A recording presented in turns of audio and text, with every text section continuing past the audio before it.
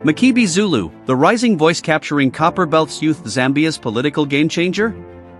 Something unusual is happening on the Copperbelt. A province known for shaping political destiny is now shifting its attention toward one man, Makebi Zulu.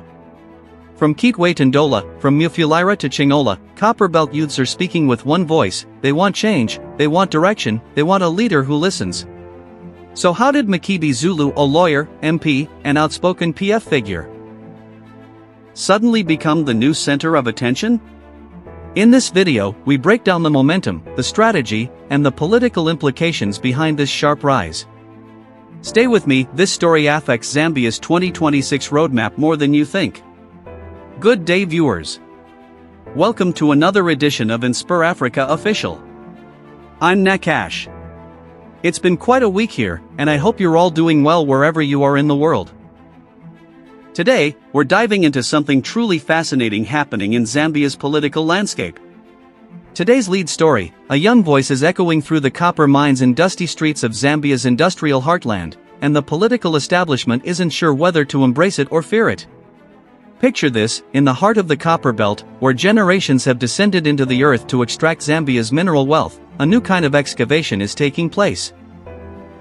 But this time, it's not copper being unearthed, it's truth. Raw, unfiltered, and sometimes uncomfortable truth delivered through the lens of a smartphone and the voice of a young man who refuses to be silenced. Who is Makebi Zulu? Is he a journalist? An activist? A political operative? Or is he something entirely new, a digital age phenomenon that traditional power structures simply don't know how to categorize? Why are thousands of young Zambians hanging on his every word, sharing his videos, and treating his commentary as gospel? What is it about his message that resonates so deeply with a generation that feels left behind by promises of prosperity that never quite materialized? And here's where it gets interesting, when the youth of a nation, especially a nation as politically dynamic as Zambia, begin to rally around a single voice, when that voice speaks directly to their frustrations, their aspirations, their sense of betrayal, what happens next? Do the traditional political parties try to co-opt this energy, or do they attempt to discredit it?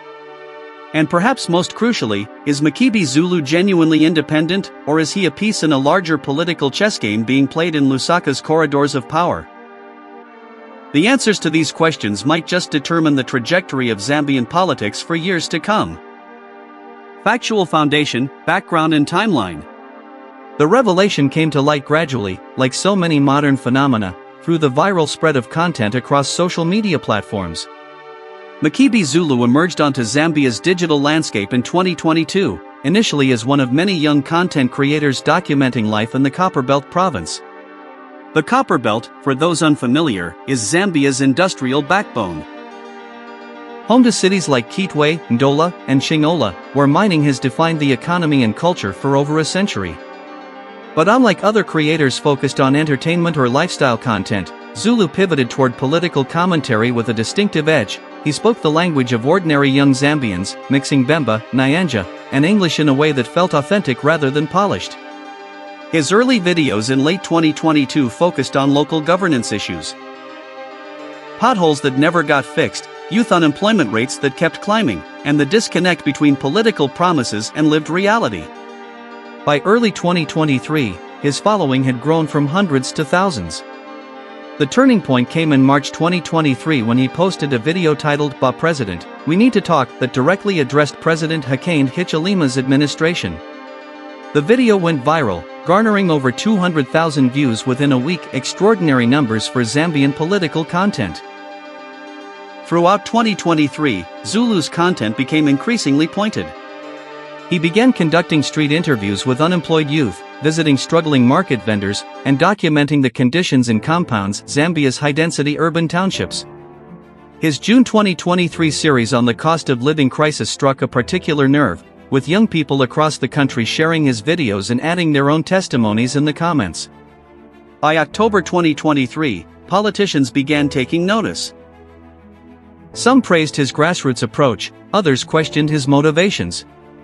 Opposition figures from the Patriotic Front, PF, started sharing his content, while ruling United Party for National Development, UPND, supporters accused him of being a PF operative. Then, in early 2024, something shifted. Zulu's tone became more explicitly political. He started calling out specific government policies, naming ministers, and demanding accountability with the fervor of an opposition politician.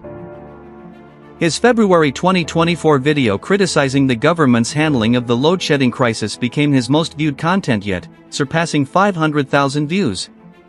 By mid-2024, Makebi Zulu had become a household name in the Copperbelt and was gaining recognition nationally. He had transformed from content creator to political influencer, and perhaps, to political force. The question everyone started asking was, who was really behind Makebi Zulu? Direct evidence. In a July 2024 interview with an independent Zambian media outlet, Zulu addressed the accusations head-on. Interviewer: Makebi, there are people saying you're working for the PF, that you're being funded to criticize the government. How do you respond to that? Zulu: look, I understand why people would think that. In our political culture, we're so used to everyone being bought, everyone having a sponsor. But let me be very clear, I'm not on anyone's payroll. I'm a 26-year-old guy from Kitwe who's frustrated, just like millions of other young Zambians are frustrated. Interviewer: but you have to admit, your content became noticeably more critical of the government around the same time the PF started sharing your videos. Zulu: yeah, and you know why? Because the government gave us a lot to criticize. The load shedding got worse, the mail-in meal prices kept going up, young people still can't find jobs. When PF shares my content, that's on them. When UPND people attack me in the comments, that's on them too. I'm just saying what I see, what people are telling me in the streets. Interviewer: so you consider yourself a journalist? Zulu: I consider myself, a voice. A chronicler, maybe? I'm documenting what's happening to my generation. We've been promised so much, by PF when they were in power, by UPND when they campaigned, and we're still waiting. I'm just asking the questions everyone's thinking but nobody's asking. In another video, this one a direct-to-camera piece from August 2024, Zulu became emotional. People keep saying, Makebi, why are you so angry? Why are you always criticizing? And I want to tell you why. I want to tell you about my friend Chanda, who studied accounting at CBU, that's Copperbelt University, for 4 years. 4 years! He graduated in 2022 with good grades, second class upper. Today, he's sitting in the compound, nothing to do. He applies for jobs every week. Every week. Rejection after rejection. Or worse, no response at all. That's why I'm angry. Because there are thousands of Chandas out there. And when we raise these issues, instead of solutions, we get insults. We get told we're political operatives. We get told to be patient. Patient? We've been patient. How long should we wait? The authenticity of his frustration resonated. Comments flooded in. Makebi is speaking our truth. This is what leadership should sound like, raw and real. Thank you for not forgetting us, bro. However, not everyone was convinced. A UPND youth leader, speaking on condition of anonymity in September 2024, told a local radio station. This Makebi guy, he's clearly being used. You can see the pattern. Every video is designed to undermine the government. He never acknowledges any progress we've made. He never criticizes the PF for the debt they left us with, for the corruption that drained our economy. It's propaganda, pure and simple. When pressed on specifics, the youth leader continued. I'm not saying he's being paid, I don't have evidence of that, but you don't need direct payments. You can be used in other ways. They give you information, they amplify your content, they make you feel like you're part of something bigger. Before you know it, you're doing their bidding without even realizing it. Zulu responded to these accusations in a fiery video. So now, because I'm speaking truth, I'm being used? Let me tell you something, the only people using me are the young people who message me every day, who share their stories, who beg me to keep speaking up because they feel nobody else will. That's who I'm serving. Not PF, not UPND, not any politician. The youth. That's it. Deeper analysis. What we're witnessing with Makebi Zulu is something that transcends simple partisan politics. It's a manifestation of a generational shift in how young Africans engage with political power. Dr. Mutale Mkand, a political analyst at the University of Zambia, offers this perspective. Makebi represents what I call digital indigenous politics. He's using platforms and language that resonate with young people who've grown up in the smartphone era. Traditional political communication rallies, radio interviews, carefully crafted press releases, those don't reach this demographic the way a raw, unedited video posted on Facebook or TikTok does. But Dr. Mkand also sounds a note of caution. The danger is that this kind of content, while authentic in feel, can lack the nuance that complex policy discussions require. When you reduce governance to viral moments and emotional appeals, you can mobilize people, yes, but are you educating them? Are you building their capacity to engage critically with policy? That's less clear. The implications for Zambian politics are significant. The ruling UPND came to power in 2021 promising change, particularly for young people who make up roughly 60% of Zambia's population. Yet youth unemployment remains stubbornly high, and disillusionment has set in faster than many political observers expected. Makebi Zulu's rise reflects this disillusionment. He's not alone. Across Africa, from Nigeria's NSARS movement to Kenya's political TikTokers, young people are finding new ways to voice their frustrations and demand accountability. But questions remain. Opposition leader from the PF, Given Lubinda, in a November 2024 interview, said, "We welcome any voice that holds this government accountable. Whether it's Makebi or anyone else, they have the right to speak. But I want to be clear, we don't control him, we don't fund him."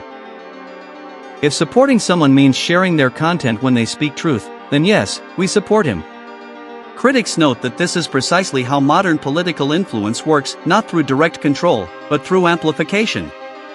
By sharing Zulu's content, opposition figures give him reach and legitimacy, which in turn makes him a more effective critic of the government, which serves the opposition's interests.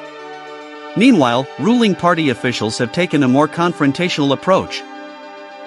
The UPND's Director of Youth Affairs was quoted in the Zambia Daily Mail saying, "These so-called influencers need to be responsible.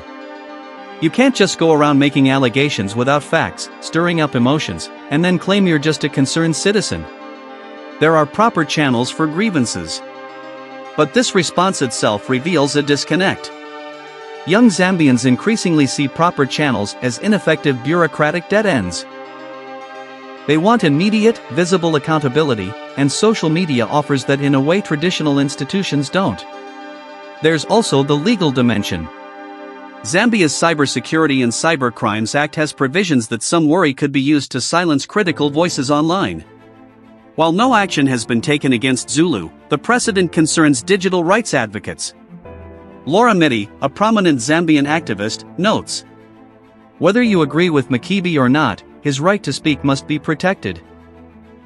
The moment we start criminalizing political commentary on social media, we've lost something fundamental. And yes, there should be standards, no hate speech, no defamation, but criticism of government? That's democracy. Perhaps most intriguingly, Zulu's influence appears to be forcing a reckoning within political parties about how they engage with youth.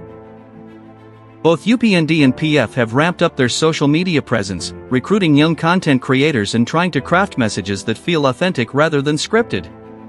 In a sense, Makebi Zulu has become a mirror reflecting back to Zambian politicians what young people actually think, stripped of the polite deference that usually characterizes political engagement in Zambia's hierarchical culture. The question is, will politicians listen and adapt, or will they continue to dismiss this voice as noise to be managed rather than a constituency to be served?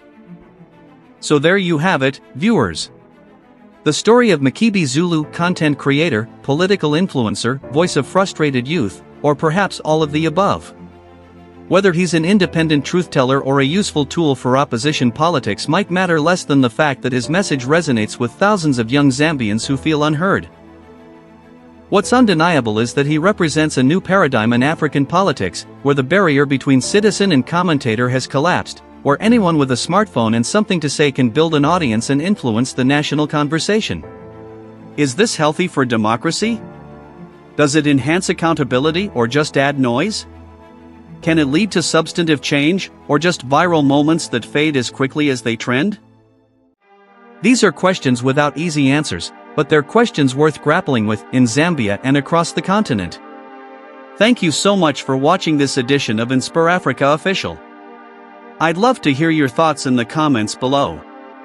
Are you familiar with Makebi Zulu's content? Do you think he's genuine, or do you see political manipulation at play? And more broadly, what do you think about the role of social media influencers in African politics? Let's have that conversation. We'll be back tomorrow with another story that matters, another deep dive into the issues shaping our continent. Until then, take care of yourselves, stay informed, and keep asking the hard questions. This is Nakash, signing off. Peace.